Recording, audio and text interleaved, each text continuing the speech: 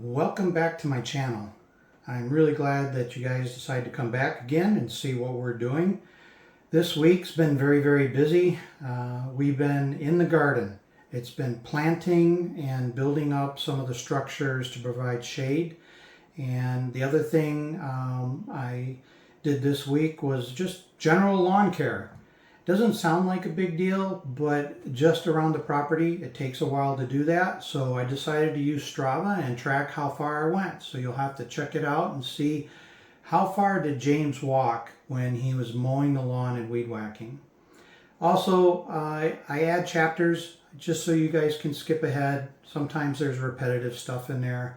And I really want you guys to enjoy the videos. So use the chapters. And I've also been getting a lot of comments in reference to the closed captions. So I add English and I add Portuguese, but I do not turn them on automatically into the videos. You have to turn them on yourself on your phone or on your desktop PC. And if it's Portuguese on your phone, Portuguese subtitles will show up automatically. You can go in and you can select a different language if you want. And you can also select auto translation if Portuguese and English is not your native speaking language. And I'd like to say thank you for coming back and watching my videos. So today I'm going to set up a spot in our garden that I'm excited about. I'm going to plant some yellow potatoes. And what I'm going to do is use a rototiller to rework the area that I want to put them, really loosen up the soil, help bring the rocks up. Some of these are not actually rocks though. So like this is really hard, but it's really just a hard clay ball, but gives the rototiller a hard time. But anyways, that's the goal. So I'm gonna make a small row here, build up the mounds, put the potatoes in, put some cover on top, and hopefully in about a couple weeks we see some sprouts come up and we got potatoes.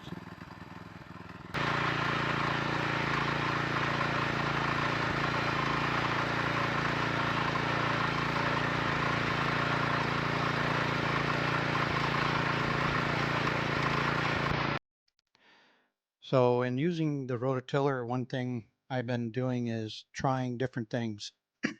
It's taken a little bit to understand the best way to use it.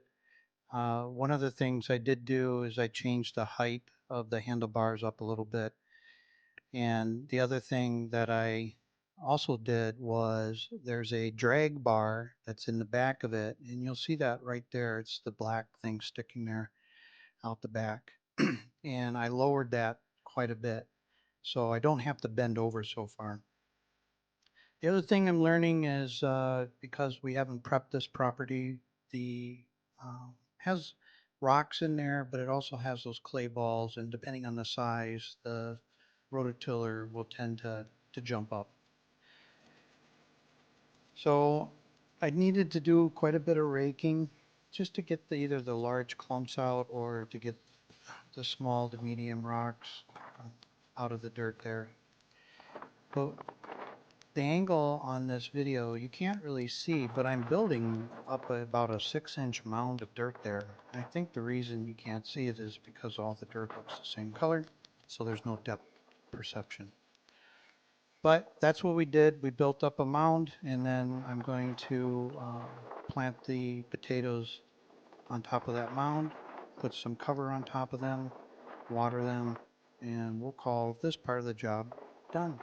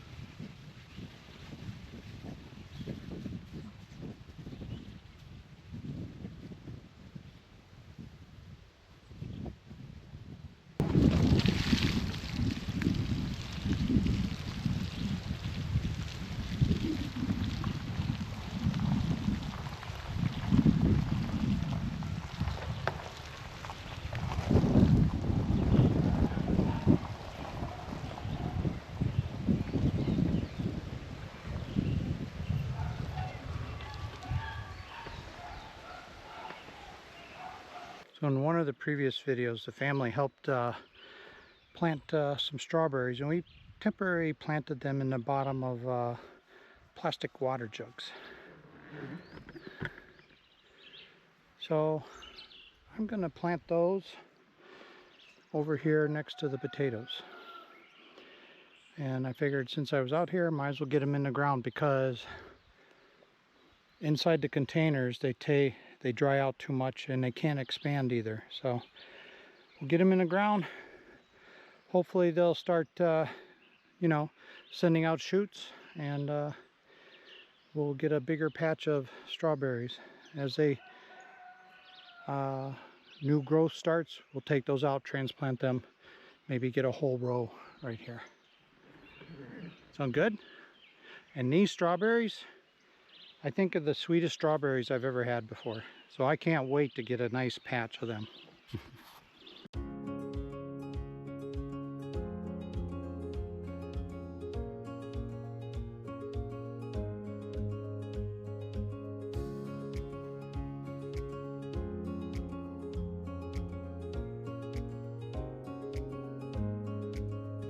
So I had to extend the row a little bit because I didn't realize I had so many strawberries. Weeds. Some plant weeds.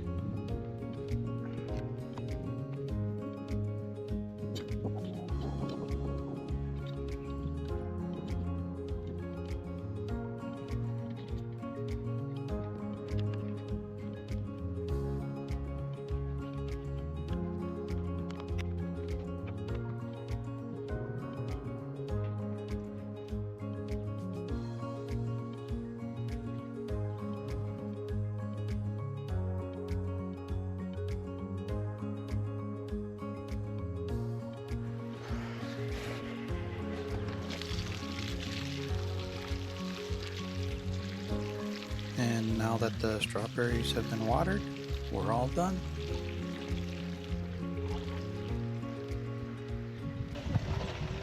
We're going to create 3 raised beds in this area for all of the potato plants.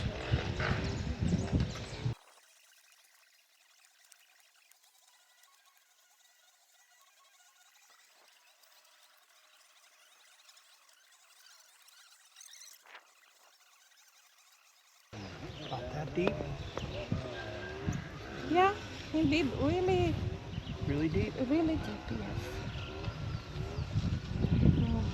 Like this one to here.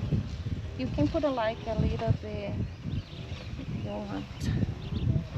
I've not planted these kinds of potatoes. I believe these are like a red sweet potato, and you use basically cutlings, and they'll just sprout their own roots. So it'll be interesting to see how they turn out, but we definitely have a lot to plant.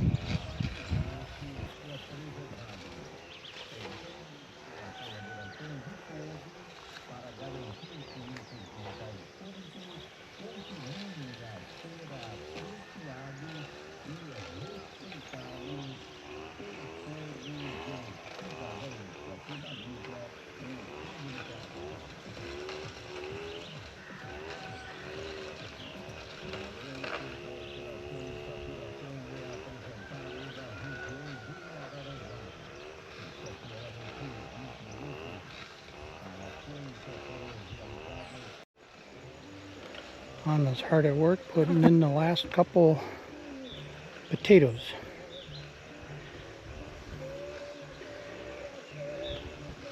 Oh, looks good.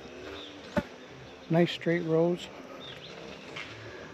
There's probably about 44 potato plants here. Let's take a really close view. Check out our beets. They look really good. They're growing well, nice and healthy. Here's our zucchini.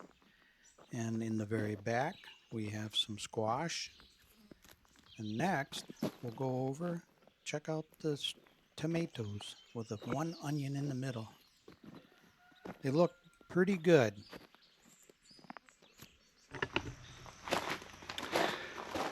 Well, today is mow day, and what does that mean? Well, I have to prep first. So two things I do is I go around and I pick up all the palms, you know, and the other thing I have to do that's not fun is pick up dog poop, because nothing is worse than weed whacking and hitting dog poop, because it goes everywhere. So you can see more palms here. Basically, this side of the property I can mow up to about to these trees right here. The rest I have to weed whack. It's too hard with the mower. Same thing here, I can mow most of this. The edges I do with the weed whacker.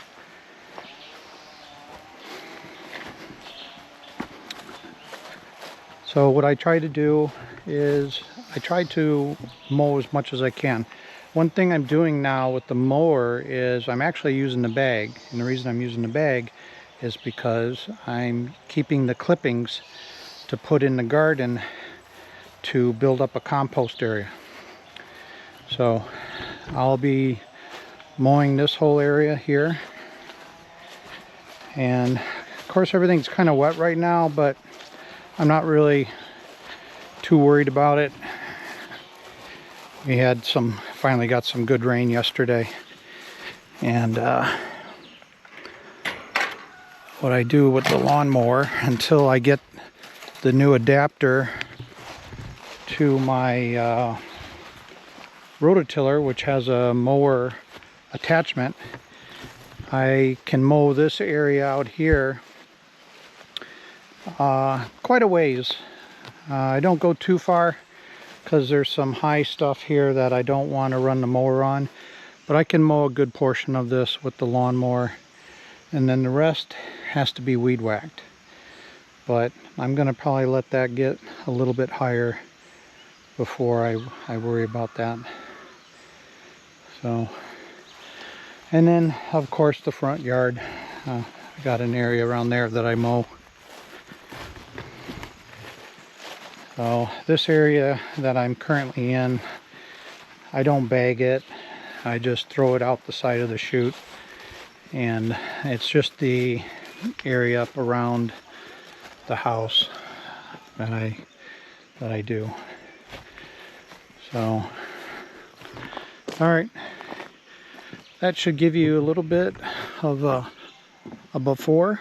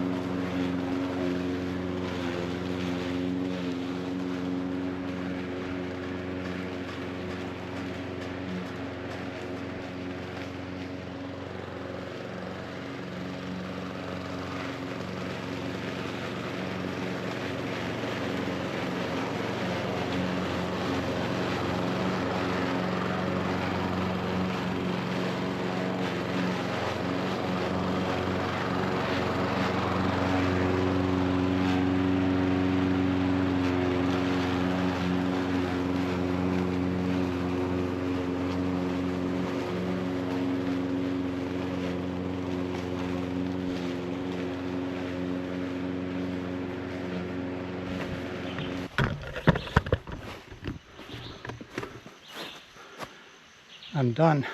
I weed whacked too. Look at that. This is a messy job. Sweaty. But it looks good when it's done.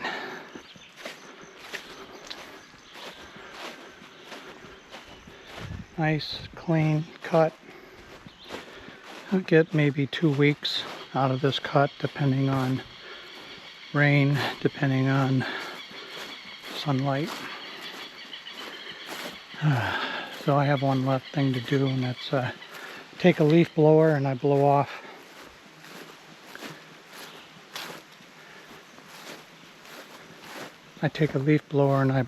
all the areas where the grass blew up on.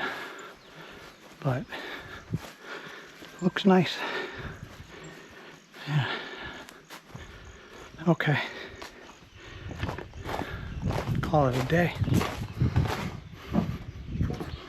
So I decided to use Strava and track my distance. I actually walked 6.6 kilometers or 10,000 steps. The moving time isn't correct because I didn't move enough when weed whacking, so it's short. It's over 3 hours. Not bad. So we made some improvements to the garden. We put up like a sunshade.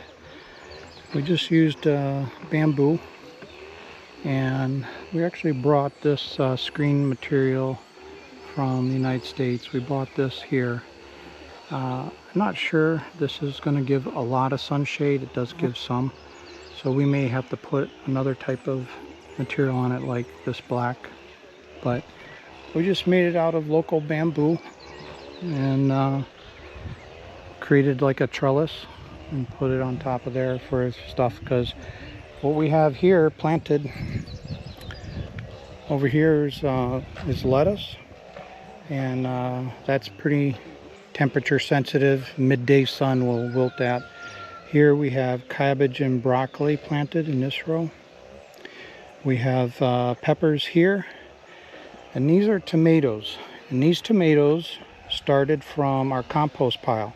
So these are tomatoes that we bought out of the store, so we have no idea really what kind of tomatoes they are. These tomatoes are also from the compost pile, but we planted them a long time ago, and they're doing good. We've got flowers on them, and I think over here we actually have some tomatoes. Over here we have zucchini, and the zucchini is doing really good. We've got zucchini there, flowering really well. We have carrots over here with beets.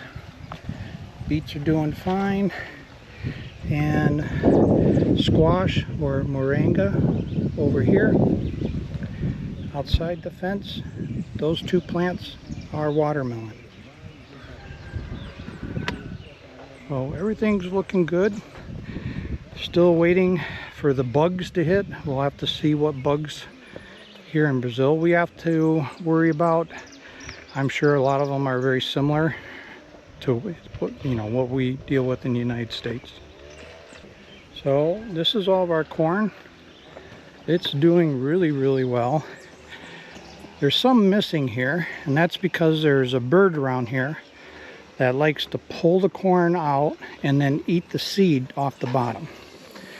And if you throw the seeds on top of the ground, they don't want them. They want the ones that are soft and starting to grow. And look at this. Aipim. It's growing really well. See? Aipim, aipim, aipim. Almost all of this green in here, but there's some weeds, is aipim. It's looking really good. Now we'll go over to the stuff that I can't wait for them to grow some fruit. And this is pitaya. They're looking good. I don't see any problems with them. I wouldn't know, to be honest, if there was a problem with one, but they look nice and green. I think These guys are probably pretty drought tolerant. This little tree, he didn't make it, so we'll have to replace this. This was a plum tree. The neighbor gave us these pitayas. These are purple, and these I think are white inside. I don't know the actual name of that kind, but they look really good. So yeah, let's check out the shushu. Shushu is growing nice and green. Got some weeds here we need to take care of probably soon. Those two shushus look really good. And that one right there. They get a little longer, I'll move them, I'll work them over towards the fence so they have something to grow up on.